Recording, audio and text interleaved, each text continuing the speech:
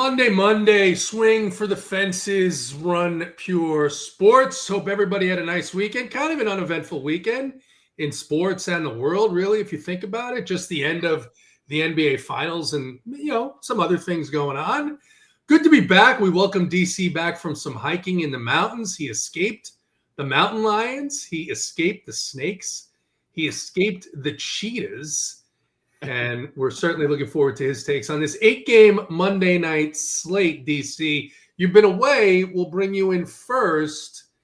I mean, the world could have ended and you wouldn't have really realized what happened where you were. Very little cell service and really no idea. Just a placid weekend for good old DC.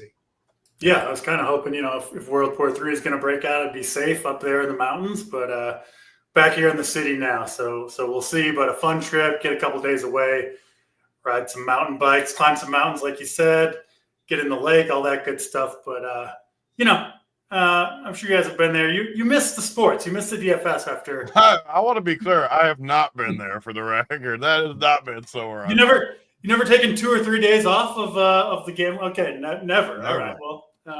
Since I was in high school, I've never done that. Big T's a grinder. He's a grinder. He just. I've gone on vacations. I've never gone where I am just totally off grid though. It's nice. It's nice to get away for a couple of days, at least for me. But happy to be back. Happy to be here on the Game Log Mondays. Which, by the way, JT, I think you buried Big change to Game Log Mondays. The Game Logs, man. I logged in this morning. I'm all ready to get back into the swing of things. Of course, the only site that I need to do any research is DraftKings.com itself. With the game logs, they got everything you need.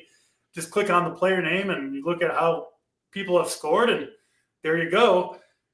I don't like these new game logs. They threw me for a loop, so I had to, go visit my old friends at FanGraphs to find the stats that I needed. So a little bit of extra research today, but hopefully we can pick some winners when it's all said and done. There's a little bit of information missing in the new game logs. Like, who the fuck were they playing? Like, who were they playing? That's a key piece of information. It seemed like a very big downgrade to me, but, you get used to it. Maybe they'll be better. Pitch well against the Rockies, the White Sox, the Pirates, the Marlins. Fantastic. Then you go play the Cubs, any other team in Major League Baseball. It's like, no, I don't want to use you, Big T. Don't you have any juice? I like the game logs as much as anyone. It was super annoying. Everyone's been tilting. But if you go to the stat spot and go down, it's still there. It's just a different layout. So it's the second impossible. I had to find, like DC, I sat here. I was caught off guard. There was no announcement.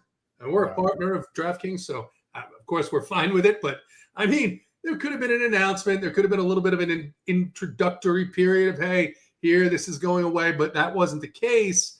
Quite the scramble this afternoon. I feel like everyone liked it too. I feel like this is something everyone, even if people didn't use them, they still like clicking on it and the view of it. I feel like everyone agreed on this. Maybe I'm not right, but it feels like everyone's been even Wilson was tweeting at me before the show something about Big T's going to be in shambles without his game logs or something. You know what it feels like to me? Like it's someone's job at DK to do tech improvements, and they didn't have anything to do. So they're like, let's change the game log, which are perfectly fine, just so I can say I did some task. That's what it felt like to me. So maybe our guy Captain can get DK to get Captain on it. Get on your ass. Hey, listen. Everybody liked the prize chests too, so it's not like they're gonna, change anything. Certainly things are probably going to stay the way they are. But don't fret. The playbook is up. I found a secondary source. Again, not that I really look at game logs. It's more so if a pitcher's done well against crappy competition, I like to take a look at that, or vice versa, done poorly against really good competition. Look at JT over there. Too good for the game logs, Big T. They don't mean as much. It wouldn't be a Monday show if we didn't start out with a few disagreements here. They just don't mean as much to me as they do to Big T, and that's perfectly fine. That's perfectly fine. I'll tell you, we can all agree on how bad the new layout looks, though. You don't know who they play. I don't need a little pie chart about stuff. Just tell me the freaking game logs. I don't need a chart. I'm not Kate Alec. I'm not chart man. I just want my game logs. Whoa. It's a good sign to get into the games right there, JT. Well, I haven't heard that name in a while. All right. So we are on to an 8-game slate. Everyone, as always, Mondays, drop your questions in the chat, even if they're off topic. You know how much we like to chat about different things. Big T. We will get started. I just saw that notebook pop up. I saw that thing come up. I like that. That means you're ready. There you go, baby. Yes. Got some notes down. I need to send you one of these Run Pure notepads. Why don't I have one? How long have I been with this company, DC? How long have we been slaving for this company? Yeah. And I don't even have a notepad. You guys need one of these too? Yeah. I quit. I need some of that stuff. I quit. For the Monday crew, I'm sending them out for the Monday. I need one of those Run Pure Sports notepads. They're coming out to you guys for the Monday show, so we can all have them. All right. That hurt. Uncle T doesn't even have one. That's true. I haven't given him one. That hurt. I'll be honest. I don't get hurt very much. I have very little feeling anywhere in my body. That one got me. I didn't know the Run Pure Sports notepads even existed until just now. Neither did I. I'm a little upset. Yeah. What else? What other types of gear do we have that we don't know about? I think that's it. Unfortunately, this is what happened when people get bought out by private equity. It's like, oh no, you're just our slaves. You don't really get anything. You just kind of hang out and do the playbooks. But whatever. All right. Do the playbook. No problem. Playbook is up, by the way. All right. First game, Big T. We'll start with you. Even though I'm very upset with you and hurt by you, because it's in your backyard, it is the Yankees and the Cincinnati Reds. Alan Winans at 7K. Winans has played for a bunch of different franchises, was with the Braves for a little while, I think, last season. It hasn't really worked out well at the major league level for Alan Winans, and now he gets a 92-degree day with a light wind blowing out in the Great American Small Park. He is going to face Nick Lodolo. Lodolo at 8K, and Big T, I was looking through the pictures here. It's a mediocre pitching slate just in terms of pricing, matchup, environment. And Lodolo is one of the more interesting guys because when he's on, he's electric. He hasn't been on very much this season, but is this a spot where Nick Lodolo can maybe surprise some people against the Yankees? And what are your thoughts on this Reds team? Yeah, I mean, this game, I like Lodolo. He's the one that won me the belt back there, the baseball belt. That was the other side too. So he only played one pitcher. So I'll always be a fan of Mr. Lodolo for that. But man, Yankee Stadium, it is hot as shit outside. I mean, 100 degrees, it feels like, all heat. There's no way I'm playing a pitcher at this park today, especially against the Yankees with all this power. I do think he's like somewhat sneaky just because he does have upside. And I mean, no one's really gonna go there, but I cannot play him against it. But these bats, I mean, I gotta be on, especially the righties at the top.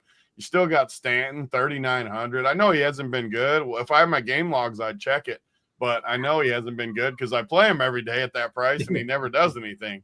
So, I mean, 3,900 against a lefty. I don't know how I'm not playing Stanton tonight for sure. But other plays too, like Goldie in the one hole versus a lefty. I just judge always, even at this price. It's just everybody but DJ LeMahieu. I just can't get on board for old DJ. But everyone else, just so much power. I have to like the Yankees. And I know they've been a struggle bus for the most part the last couple of weeks, but I just have to like them. And then the Reds, same thing. I don't know. So what's the Yankees plan at pitcher today? Like how far is this dude going to go? Like He's basically fully stretched out in the minor leagues. The issue is he's just not very good when he's been at the major league level. Not a ton of strikeouts. Just not a great major league pitcher. Yeah, it looks to me like a spot that I'm just gonna stack this game up. And like I said, I mean, I always love this park.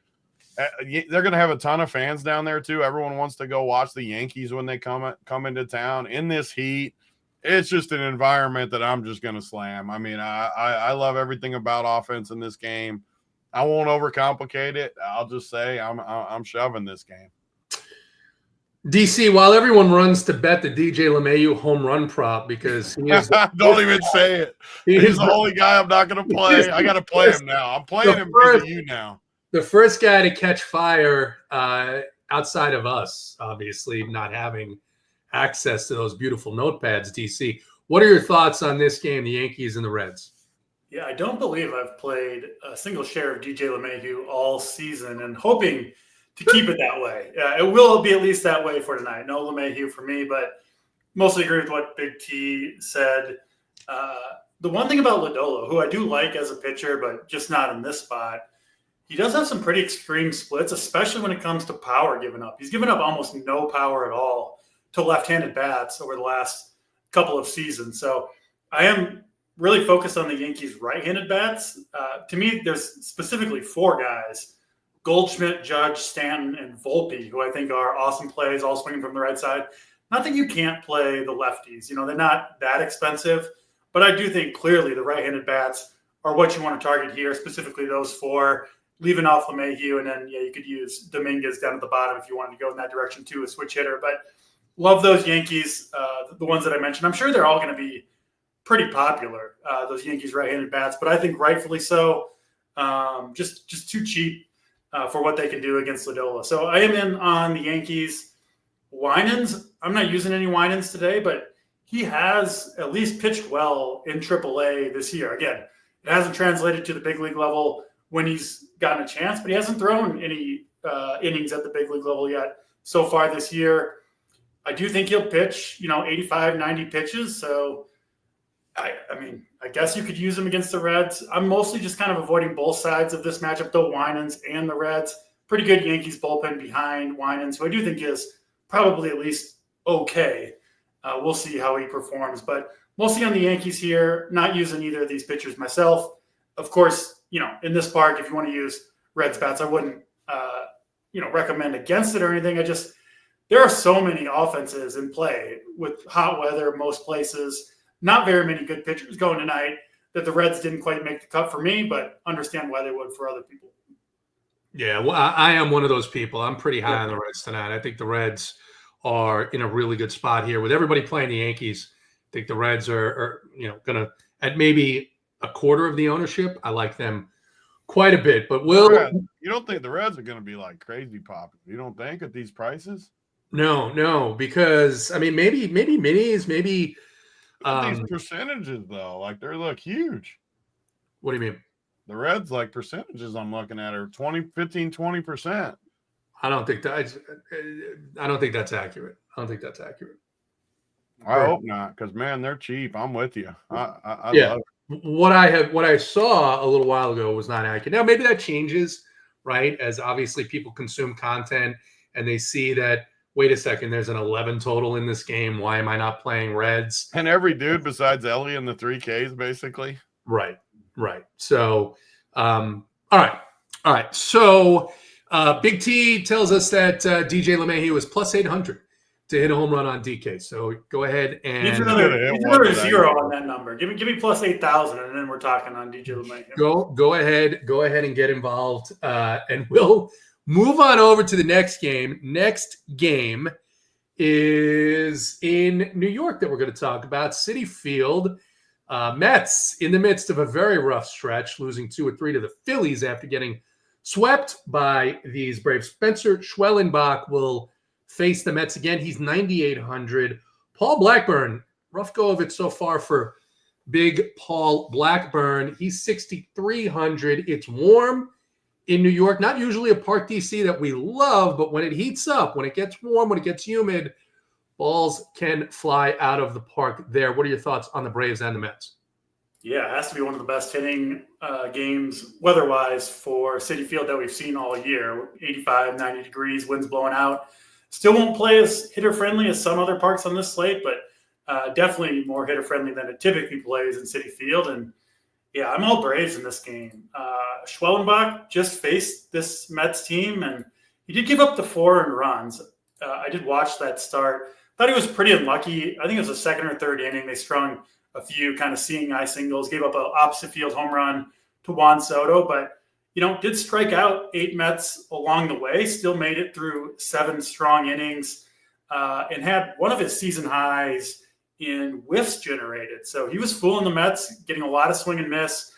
I continue to think Schwellenbach is a little bit underrated by the public. Honestly, I think his 5.5 K prop is too low. I know the Mets are a dangerous offense. I know this is good hitting weather, but I'm just a big believer in Schwellenbach in general. And yeah, he's my SP1 today. Again, it's not super safe. Of course, the Mets lineup is very strong overall, especially the top half of it. But on this slate, I do think Schwellenbach is the best option. I think he's got the most upside. And I think he's pretty safe as well because he's going to give you 6 or 7 innings. He does it pretty much every time out. So I'm in on Schwellenbach, and I like the Braves here too. I know they've seem to be kind of almost like a punching bag at this point. People don't like to play the Braves. I feel like they've been screwed by them more often than not, which honestly is probably true of most offenses, right? It's hard to get the winning stack on any individual slate, but I still do like the Braves here, given the hitting weather, given the return of Ronald Acuna, who, man, he looks absolutely incredible, just tearing the cover off the ball every time he comes up. Seems like he's going to do damage.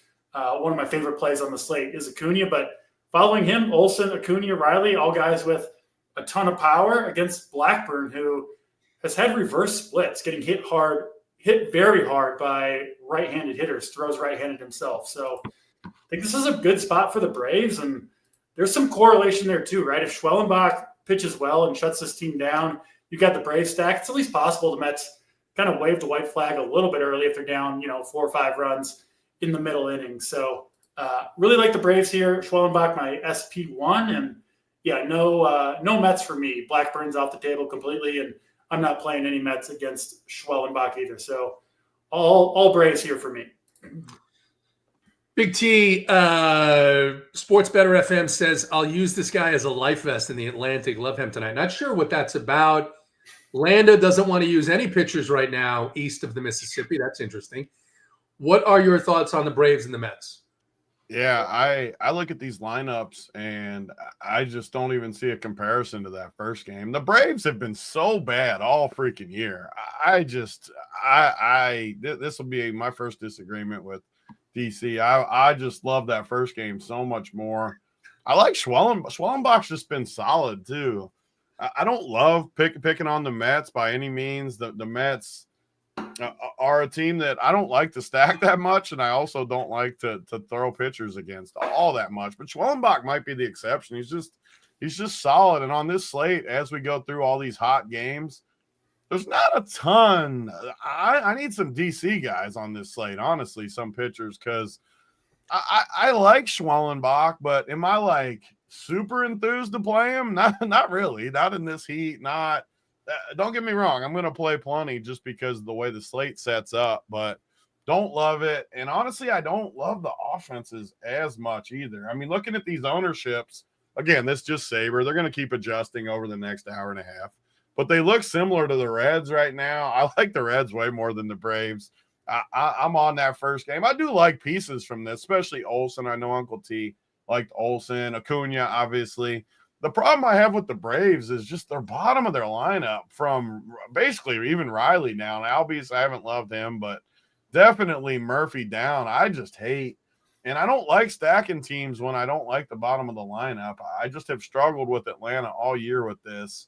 And then the Mets, like I said, I like Schwellenbach a little bit. I think he's decent. And this lineup, outside of the guy, again, like every team we go through, are you going to like Lindor and Soto? Of course. I mean, these guys are guys everyone's going to like, but they're priced up too. So I'm just under on this game overall. I don't love it. It's not a park that we target a lot, and Schwellenbach lands kind of middle of the pack for me on this pitching slate. He's the best pitcher on the slate in terms of pure metrics, but he's a difficult matchup. It's hot, and he just faced this team last week. So he doesn't grade out at the top there, but he will be in the pool. I do think the top half of the Braves lineup is playable. Certainly you can take some shots on a Soto or a Lindor as a one-off, as you mentioned. So we'll move on to the next game. Next game, Big T, is in Chicago, but not in the stadium that we like in Chicago. It's at the White Sox home field. And this is one we should talk about because it's the Arizona Diamondbacks who pasted the Rockies all weekend long, head into Chicago. Eduardo Rodriguez at 7,300 against the White Sox, against Shane Smith at 8,400. It is warm in Chicago, about 90 degrees, wind blowing a little bit across the field, but it looks like Big T, Eduardo Rodriguez is going to be popular here. Now, the White Sox have a 26% strikeout rate against left-handed pitchers, but every other number is middle of the pack in terms of run creation, power. Erod has been terrible all season long. There's really nothing in his advanced metrics or anywhere else that suggests that he's a good play, except for the fact that he's facing the White Sox, and I think he's going to end up being pretty popular. What are your thoughts on Eduardo Rodriguez, the Diamondbacks, and the White Sox? Yeah, I mean, it's a slate where, at least me personally, I'm not that confident in any pitcher. And I don't know if we've done a show yet this year where I haven't been, even the guys I like on this slate, I'm definitely uneasy about, which, again, we've done shows long enough. When I have slates like this, I like to lock in on maybe 2 to 4 offenses and just rotate the pitchers. I know that sounds like a cop-out, but that's how I play baseball, and it's worked good for me in the past. So tonight is definitely one of those nights. I'm not going to take crazy stands at pitcher. I'm going to rotate these guys around and take my chances. But am I ever comfortable with Erod? Not really. But if I can choose who to pick on this slate as you go through all these games, I mean, the White Sox have to be close to the top of the list of who I want to pick on at least. So I will definitely have him in my pool. But I agree, JT, with a lot of what you said. Like, I'm not going to be shocked at all if the White Sox get to him. And the White Sox have been better than we want to think. Again, they're not a good team. They're not anything, but they've been stubborn a little bit. There's been games where you like playing a few I like White Sox as fillers on a lot of my teams. Just you end up with like one White Sox guy here and there. It's worked good. So I actually think Shane Smith is somewhat of a decent pitcher too. I don't like picking on Arizona. Again, I like Arizona, but this slate at 4% ownership, I don't know, 8,400. No one's going to play him. He's been pretty good to me when I played him. No one's going to want to use him. It's a tough pitcher slate. Maybe you win the slate because you just play a lower owned pitcher. Like literally, I might play almost every pitcher on not the Reds game pitchers, but almost everyone else on the slate, at least a little bit, just to try to hit that upside, which I think JT does good in his builds, like mixing and matching a little bit with some of these pitchers. So I know Shane Smith at 8,400. No one's going to like that on the surface, but I do feel somewhat good about him. Just getting him in there, maybe even 5%. Like if he's 5%, I'm fine just playing 5 to 10% of him and getting him in there. And maybe you hit a little upside. But as far as the actual like pieces on this offense, I mean, look at these prices too for the White Sox. I mean, they're all in the 2Ks. You got a guy like Slater who hits left. I mean, these guys are definitely usable for fillers. 100%, I think they are at these prices. And then Arizona, I'm not in love with them. I kind of hate when JT's good at this too. I'm giving him too much credit on this Monday show, but when teams really get after a bad team like the Rockies, and then they are playing the White Sox. That's like, you can't tough, say it's allow Coors Field. So I was doing the playbook, and I'm like, all right, I don't generally love teams leaving Coors or Great American, right? Because it's such a downgrade of a lot of things, including the environment. But you go from the Rockies to the White Sox. Look, Shane Smith started the year off. He may be a talented pitcher. He grades out guys over the last month as the 4th worst pitcher on this slate. He's overpriced for the 5-6 innings that they might give him against one of the best lineups in baseball. I get it. They're expensive. Diamondbacks maybe not my favorite, but it's hard for me to say I like Shane Smith against this team. And it's also hard to not see the Diamondbacks putting up 5 or 6 runs. One thing that I think I've gotten away from, and sometimes I forget to talk about, that has been some of my most profitable over the years. So, like, what's more important than the betting number that people are allowed to bet big money on? Everyone loves Arizona and Erod in this game. No one likes the White Sox and Smith. And yet it's a minus 137 at DraftKings, or is that what it is? Minus 143. So it's basically somewhat of a coin flip game, and yet all the sides on one. I love taking advantage of that at times, where a coin flip game where everyone's on one of the two sides. The flip side of this argument, right, and I'm going to make the other argument against what I just said, but In Coors, the biggest issue is pitches don't break. Curveballs don't break the same way. Sliders don't break the same way. Now you go to Chicago where they will break DC the same way. Shane Smith, we think, is a talented young pitcher.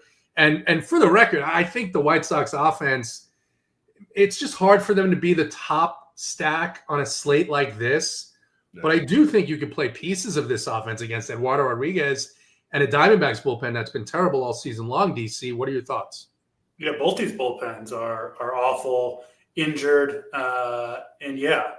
This looks like a good slate for offense. I get it with Shane Smith. I'm with, a lot of the chat and Big T. I do think he's a pretty good pitcher, but I'm not using him here at 8,400. And I do play a lot of Diamondbacks, certainly doing it some tonight. I mean, I bet over the last 2 seasons, the Diamondbacks have broke as many slates or been on as many winners as any team in baseball.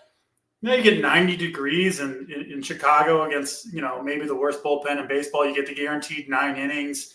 A lot of these guys, the guys that I want, Perdomo, Marte, Naylor, Suarez, have essentially 0 pinch hit risk. So you get 9 innings in this stadium against a horrible pitching staff.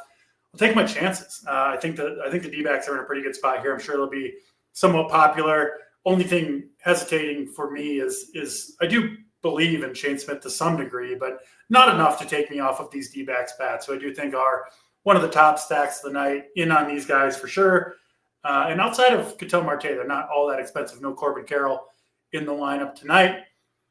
And then over to the other side, I do think Eduardo Rodriguez is a pretty good play on paper, but it's just it's a price play, a matchup play, and then a slate play, right? There's just not that many good pitchers to choose from. So that's why he's going to be popular. I am going to play him some, but I'm with you guys where, like, by no means do I feel like Eduardo Rodriguez is some lock to put up a big fantasy score. And frankly, I'll be kind of surprised if he does, just because I don't think he's very good anymore. Yeah. I don't think I would be surprised if a 5-man White Sox stack got there to the winner when it's all said and done. But these guys are so cheap, right? If you're paying up for pitching, if you do like Schwellenbach or Wu, who we'll talk about, these guys make for great fillers if you're trying to fit in the expensive Yankees bats or Judge and Acuna.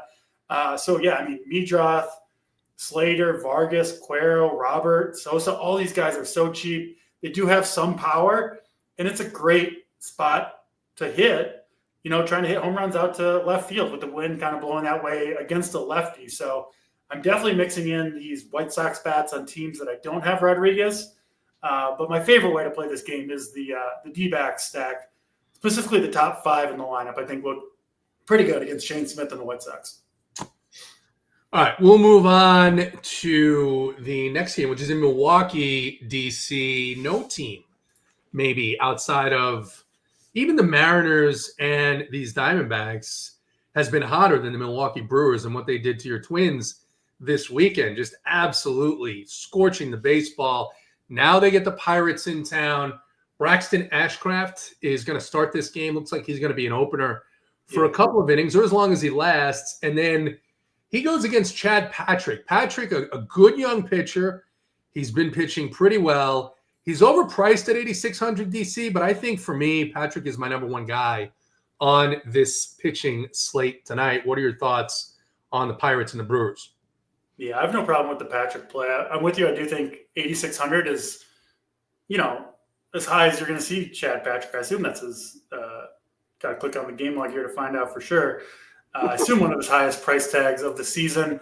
I don't think he's as good as that price tag would maybe indicate, but the matchup is pretty good here against the Pirates, really good here against the Pirates, who have been one of the worst offenses overall this season, and especially over the last month or so. I believe they ranked dead last in a lot of categories. So, yeah, Chad Patrick, I think, makes a lot of sense at 8,600. I do have him below both Schwellenbach and Brian Wu, but I get the Chad Patrick play for sure.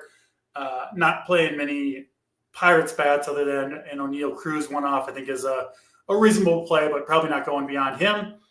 And yeah, the Brewers, I mean, they get Braxton Ashcraft here, who seems pretty bad. And then, a parade of Pirates bullpen arms, which aren't any good either.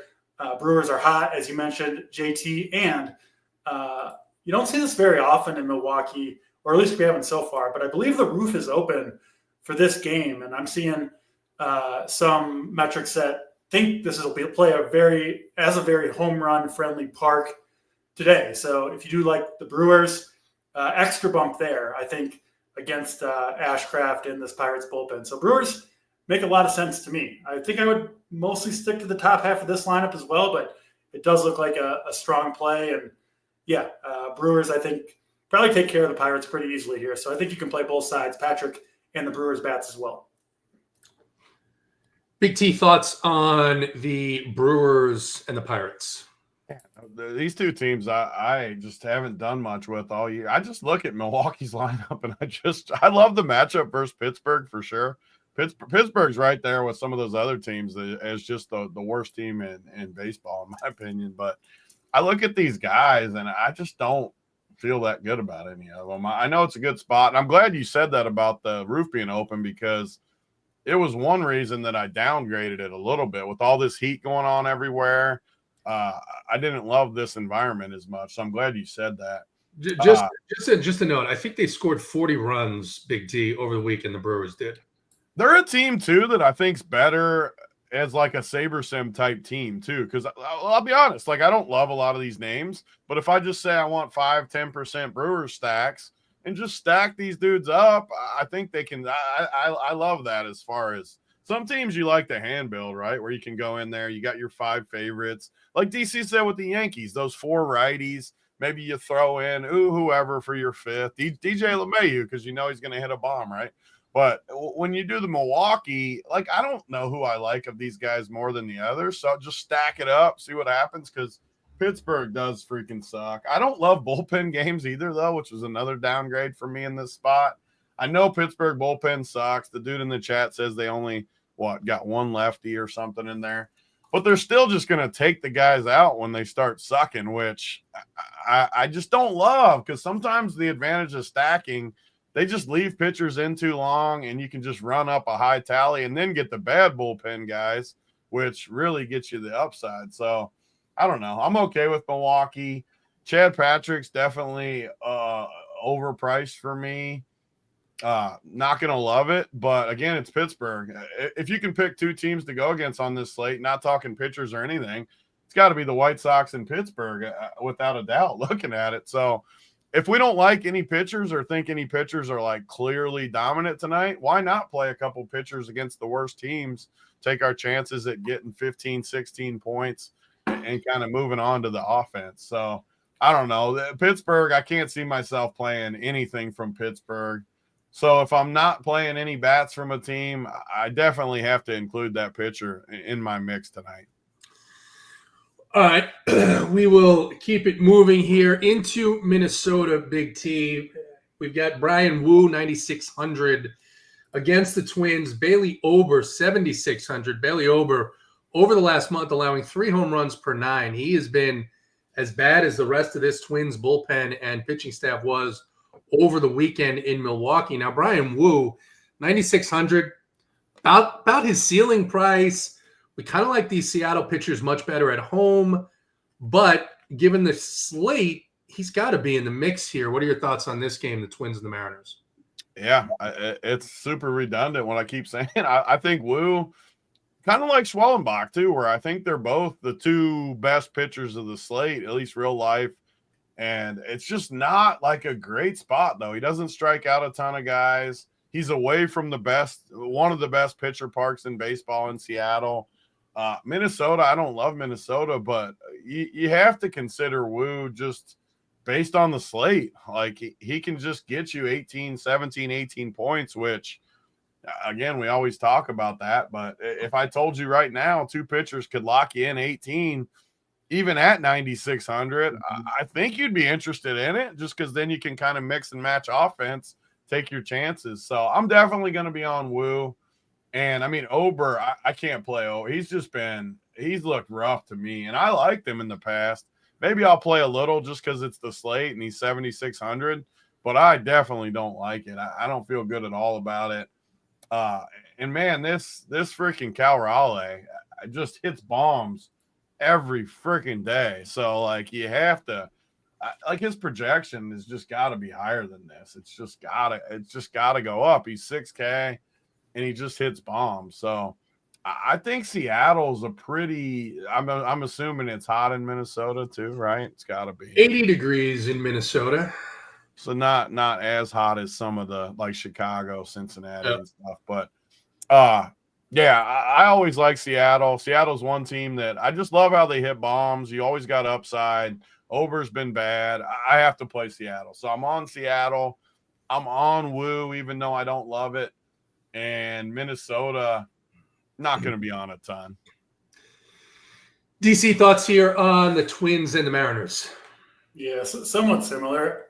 On most slates that have occurred this year, I don't think I'd play much Woo here at 9,600 on the road, good hitting environment. Like it's a Twins team that doesn't have a huge amount of strikeouts in their lineup. I mean, look at Woo. You have to go back to, I believe, April or close to it to get a game where he struck out more than 6.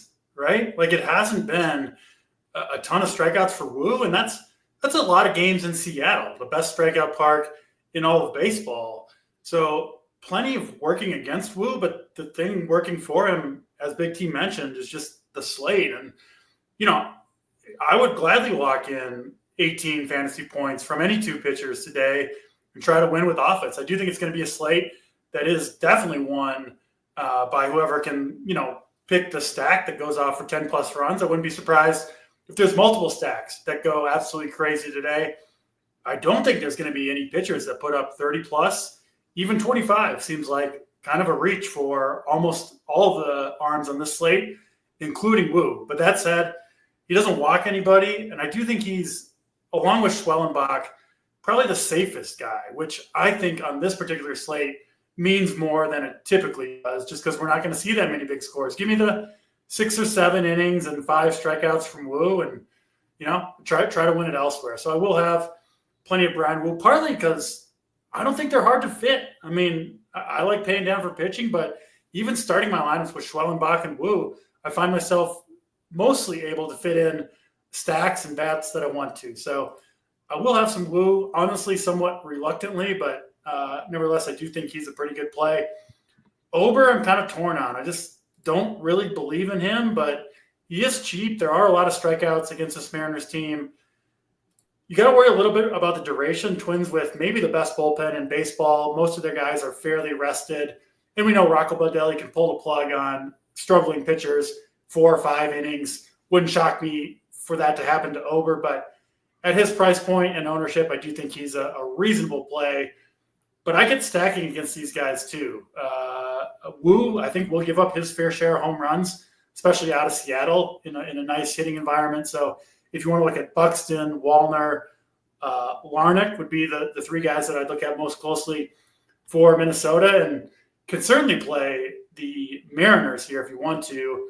As you mentioned, JT, Ober just gives up a ton of fly balls, which result in home runs, of course. And with the wind blowing out and pretty warm in Minneapolis, you could see Ober with the home run issue here as well. So I think both these offenses are better as one-offs overall. And then I will have a decent bit of Woo, just hoping for, kind of that high floor game that he typically brings to the table. Yeah, Woo's strikeout rate is down under 20% over the last month. It's just not a good price to pay for a guy with limited upside in this scenario. Again, we all agree there's limited pitching options on the slate. I'm going to try and find some options that I like elsewhere. Not decided whether I'm going to fully fade him yet.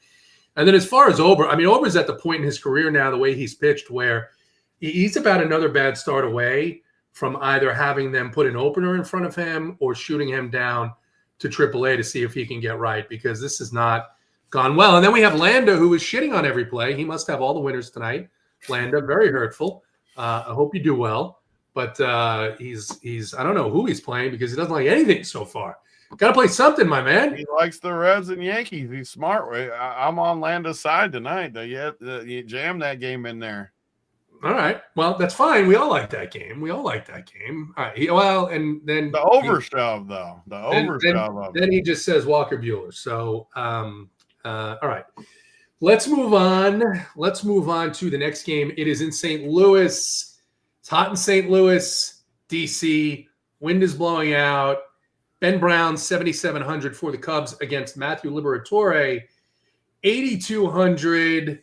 Liberatore mostly good at home. Last two starts against the Royals and the Blue Jays of all teams. He has struggled a bit there. Been pretty good this season. Park downgrade for the Cubs.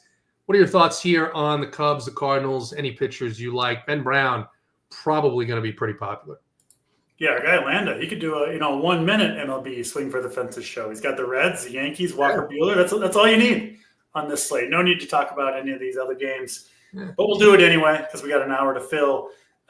Cubs and Cardinals, again, another spot, kind of like Citi Field, where it's going to be warmer, more hitter friendly, even though it's a pitcher's park in general. Liberatore off the table for me against this Cubs offense, one of the very best in all of baseball. I can't play 8,200 Liberatore here.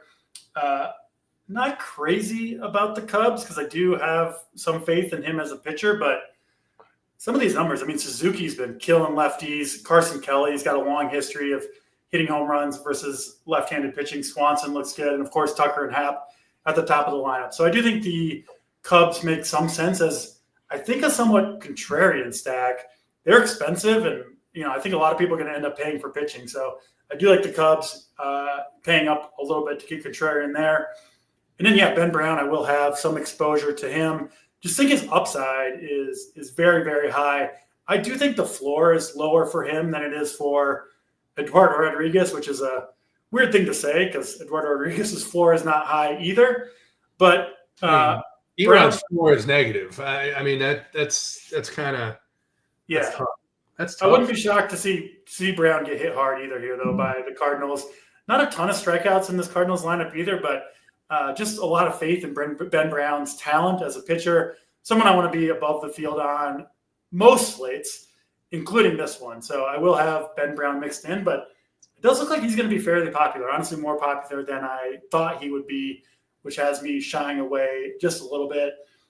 Probably not going to play a ton of Cardinals bats. Mostly Cubs here for me, Ben Brown, and the Cubs stack both look pretty solid on the slate. Big T, Ben Brown has been popular most of the times he's pitched this season. The issue is he's got that quick hook that young pitchers have with Craig Counsell. Thoughts here on the Cubs and the Cards? Yeah, he's just been solid enough for a slate like this. Like DC said, I think the upside on him is higher than probably anyone on the slate, even at 7,700. And the downside, I think, is low as well. Like, I don't think he's safe. He could get pulled. I totally agree with what you guys are saying. Just at this price, though, and the way I think of the top guys and the way I view St. Louis's lineup, which I don't love, I have to make him my number one as far as who I like. But what does that mean is another question. On a night like this, maybe, we got him 20% on Sabre right now. Maybe that means I go 30% on him. Doesn't mean I'm going 50, 60% on Brown, but he is my number one based on everything. Just, I know it's hot in St. Louis, but I still don't love this park. And this St. Louis lineup, I just don't like that much. Some of the guys that are a little older, like Arenado, doesn't scare me at all anymore. I just don't like St. Louis. So I'll be honest, that's one of the reasons Brown is towards the top for me. And then the Cubs, I think they're always in a good spot to stack up. I mean, you get a little park downgrade. I don't love lefties when my two favorite hitters are lefties. But still, the rest of this lineup's loaded. You can always play two studs against lefty-lefty matchups, Crow Armstrong and Tucker. Carson Kelly, I always love playing as a catcher against a lefty. He'll be one of my favorite platoon guys of the night. Again, though, more of the same. I'm not like in love with the offenses here, even though it's a pretty good spot. So Ben Brown for me, number one pitcher. I'll get some of these offenses, but nothing too crazy from me here. Like in 888 says, Liberator has 60% ground ball rate to lefties. Lefties for the Cubs are expensive. Look at these ownerships, though, JT. There's only 3 in the lineup, number one. So you're going to get 6 righties. But again, lefties at the major league level can pitch against right-handed batters. And Ian Happ, who went nuts over the weekend, he's actually pretty cheap at $4K for a leadoff hitter. So I'm not in love with the Cubs per se, but I will say certainly that isn't going to keep me away from them. They're going to be super low owned too. Like that's a positive on this. They will be. They will be. All right. Let's move on. We got 2 games left. Last couple of games of the night, and here's Landis' guy. It's Walker Buehler, who got absolutely shit on by the Seattle Mariners his last start. 7,500 for Buehler. I wrote up in the playbook what his strikeout rate was. It is not great. He's giving up a ton of power. He is facing Jack Kochanowicz at 6,500. And Big T, I was surprised to see this number when I looked and did my research today that over the last month, in some pretty difficult matchups, Kochanowicz actually has a 25% strikeout rate. So you've got a $6,500 pitcher with a 25% strikeout rate against the Red Sox on the road. Now, again, he's also given up 16 earned runs in his last 4 games. But what are your thoughts here on Walker Buehler, Jack Kochanowicz, and the Red Sox and Angels, who, by the way, the Angels put the ball out of the park all weekend long this weekend. Lots of power throughout this lineup. I think that, I hate agreeing with Landa because he's always hating on me, but I think you got all these hot parks on the East Coast. And believe me, I do not want to talk up this, however you freaking pronounce it. How you do it? I want to say the cock, like we did on one of those old shows, the Cock-a-Nowitz or whatever, however you freaking This is Jack Kochanowicz. He's a nice young player. I like Cock better. Yeah, but 6,500 on this slate against Boston. Boston is a team I'm going to play a lot. It is funny that he gets the hard names and then he butchers some of the easy ones. I don't butcher any names. I don't know what you're talking about. First the notepad, now I butcher names. I'm unfriending you on social media after this show. Am I out of your MySpace top 8? You're out of my 5. You're out of my 5. That's it. You're out of my circle. But I can't not like him tonight. I can't. He's 6,500. And Boston, I'm just not going to like Boston. First of all, these 2 late environments, I do not want to play offenses here when I can play the good offenses in hot parks early. But, man, 6,500 for this guy. I've made fun of him all year, too, so I'm sure he's going to get shit on when I play him. But at 6,500, I just can't help it. And the other way, you get to play Walker Buehler against an Angels team that I like to pick on, too. Both of these teams do have the ability to blow you up a little bit, like you guys have both talked about, where especially the Angels more so than almost anyone in baseball can hit bombs, but they also strike out. There's upside both ways. So I'm actually on both pitchers here. Ordinarily I'd hate to interrupt you, but you've really get in there. I like being you've really done a number on our feelings today, but now, so this is a big deal for me, and DC will get your thoughts here. I actually put Logan O'Hoppe in the playbook, but he's not in the lineup, DC. Now you get Travis d'Arnaud, Christian Moore in the lineup, Lamont Wade in the lineup. All right. I did list Walker Buehler in the playbook. I did list Jack Kochanowicz in the playbook. Fuck you, JSU. DC, Big T, if you're done, if you want to finish. All right. I'm on board with the pitching. I was already on board with Jack Kochanowicz. Buehler is now this Angels lineup is not good. Yeah. And, unless you're coming with some strong takes, this pitcher is going to be the SP1. I'm going all in on this guy. If you don't have any of those takes, which it doesn't seem like any of us do at pitching, it's hard to hate too much when someone, is on somebody else. So I'm not. I will say Kochanowicz I liked. When I saw the 25% strikeout rate, and that includes matchups against the Yankees, I think it included a matchup against Seattle.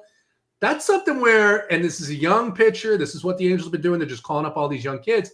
That's someone who maybe is getting it together, and you could be on the verge of a ceiling game here. I love how easy you pronounce that name. It flows off the tongue. Yeah, pretty good. Yeah, and Boyden I was on that Yankees last. We're just stroking this guy. He's gonna get lumbered tonight on us. But okay, I'll bring us back to reality. And actually, I really like the Red Sox lefties here against Kochanowicz, who I agree, JT. He has looked better. I don't think he's a crazy play at 6,500. But the numbers overall against lefties have been really bad. The Angels bullpen is terrible. I know this isn't the same hitting environment that we have most other places, but still not a bad place to hit. It's like significantly worse, though. I just want to be clear about that. Like, it's in the 60s there, and it's a lot worse. Yeah, I get it. I get it with Kuchenowicz, but I really do like these lefties for the Red Sox. Duran, Roman Anthony looks like an absolute righty killer. They got Willie Abreu back, who smashes right-handed pitching. Marcelo Meyer has started to heat up, a top prospect for them. So no Devers, but I still think this Red Sox lineup is dangerous. And, they too get the full 9 innings, probably 4 of which will come against a bad Angels bullpen. So I'm in on the Red Sox bats, and I don't know how much Angels I'll end up with, but I don't think they're terrible plays against Walker Buehler, who I don't think is any good at all. I get trying to play the park and the strikeouts here, but Angels have a ton of power, and I wouldn't be surprised to see them do some serious damage to Walker Buehler, who I'm just not a believer in. So apologies to Landa, but no Walker Buehler for me. No Kuchenowicz either. Mostly the Red Sox lefties is how I'm approaching this game. All right. We will get on to the last game tonight. Oh, my goodness. Carson Fulmer back in the day. All right. Last game of the night is in San Diego, D.C. Mitchell Parker, 6,800. Stephen Kolek, 7,900. I did not write Stephen Kolek up in the playbook, but considering this park, considering the run totals in some of these other games, maybe he's not the craziest play here, although the Nationals certainly put a lot of runs on the board this weekend against the Dodgers. What are your thoughts here on the Nats and the Padres? I wish this game was in Nationals Park for the purpose of playing these Nationals lefties against Kolek, who he's been hit really, really hard by left-handed bats so far. Low strikeout rates, and we have seen the Nationals have some big games from the left side. They got Abrams and Wood, 2 absolute crushers at the top of the lineup, and some cheaper guys following them swinging from the left side. So, 60 degrees in San Diego in a pitcher's park.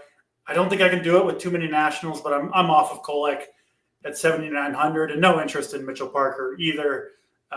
Has not pitched all that well, and obviously a really good Padres lineup overall. But given the park, I'm not going to pay the price tag, I don't think, for guys like Tatis or Machado. So honestly, this game, I'm not going to end up with much. I think my lowest owned game overall here to wrap up the slate, Padres and Nationals, just not a lot here that I want to play. Abrams and Wood at the top of the lineup, I do think are the overall best plays in this game. Big T, thoughts on the Nationals and the Padres?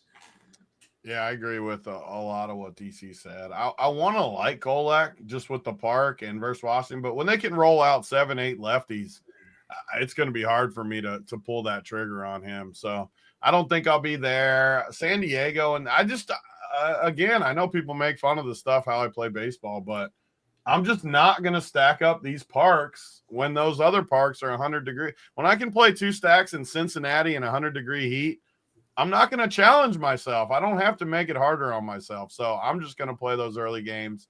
Will I fade? I'm going to pick and choose a few bats in these games, but I'm definitely not stacking these 2 late games. It'll be all one-offs. And I actually don't love the pitchers either. Can't play Parker against the Padres. Can't play Kolek. So, yeah, I agree with DC. I'm going to be most off this game of any game on the board. All right. That wraps up the 8 games. We will talk a little bit about our favorite or most important pitcher. We'll talk a little bit about maybe because we all like or obvious, the stacks are obvious, maybe an under the radar stack that we like. And let's go to you first, DC. The most important pitcher to your success on this slate. It's going to be Schwellenbach for me. Admittedly, somewhat reluctantly, just facing a good matchup. He's not cheap. He's chalky.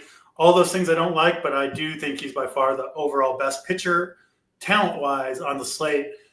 And there's just not that many good spots for pitching, so I'll take my chances with Schwellenbach. SP2, I still haven't decided for sure. But give me Erod against Eduardo Rodriguez against the White Sox. Not a comfortable play, but he's cheap. I think he's going to give you 90-plus pitches. gets a good matchup against the White Sox. Makes a lot of sense to me. So Schwellenbach and Eduardo Rodriguez I'll go with. All right. I've already said Chad Patrick is going to be a guy that I lean on tonight. Big T, what are your thoughts on your most important pitcher?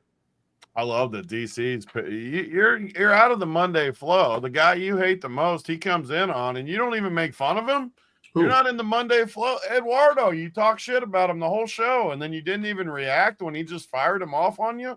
He said he was his SP2 because the slate was kind of. I mean, You're I'm going to have make fun of Eduardo. him, though. Get in there on him. You guys can't team up. I can't. Look, I can't because there's a couple of reasons. One, the chalk pitching has basically smashed most of this season. He's going to gain some steam. He's going to gain some steam because the White Sox strike out 26% against lefties. It's a slate where if you get 18, 16 out of your pitches, if he gets 14 points, he could be on the winner. And 99 out of or not 99 out of 100, but enough times out of 100, the pitcher's going to win this matchup against this White Sox team. So it's not there for me. I can't really get all that excited. Will I have some White Sox minis? Of course. I think he's going to give up a home run or two, but he could also strike out 9. It does sound like a decent idea, using your pitcher Patrick versus Pittsburgh and Eduardo against the White Sox on a slate where we don't know what's going on. That does seem like a pretty good plan to just pick on those two teams. Yeah. But my guy's going to be Ben Brown, though. I'm highest on him. Him and the cock, or you got to pronounce it again for me. The cock. I'm high on Jack Kochanowicz. Yeah, I like him late too. So, but both pitchers and Bueller for Landa. I like those two and Ben Brown. And Bueller for Landa. We'll play some Bueller now that I've seen this Angels lineup. But I watched that. You guys make fun of me for my splits. I used to love d'Arnaud versus lefties, and not that Bueller's a lefty, but I watched him one night versus some shitty lefty. He looked so terrible at the plate. It was freaking embarrassing. Yeah, I can't ever play him again. It was so embarrassing. It hasn't been a good. It hasn't been. The time machine has not been kind to sweet Travis d'Arnaud. He literally looked like it was me up there swinging. It was horrible. Right, the one thing that really gets off, hitters on my cross off list is a sacrifice bunt with 2 outs and nobody on. It's all right. No more. No hitters that are sacrificed. They're on the blacklist forever. They're not coming back. Yep.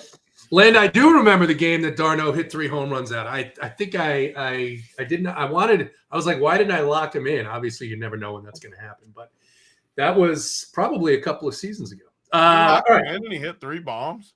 What's that? You locked him in and he hit 3 bombs. I didn't lock him in. I said, why didn't I lock him in? It was. I thought you said you did. That would have been a fun day. Would have been epic. All right, Big T.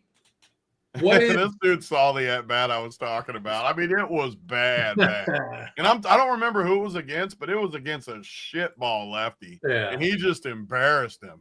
Yeah, it's terrible. Big T, give me an offense that you're going to be higher on than other people. So I said that obviously that I'm going to be way higher on the Reds game. Even though it's chalky, I'm going to be even higher. But to give a sneakier one, I really like the Cubs spot you guys were talking about, where everybody looks pretty low owned. I know the Cubs have upside. I don't love the park.